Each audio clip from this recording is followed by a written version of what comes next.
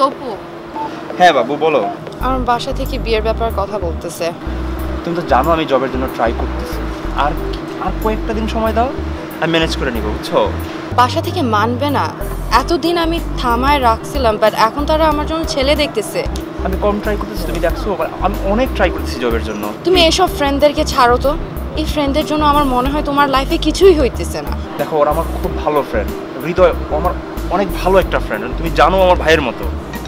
তোমার ফ্রেন্ডের সাথে থাকি কি হইছে? হৃদয় ফোন দিছে।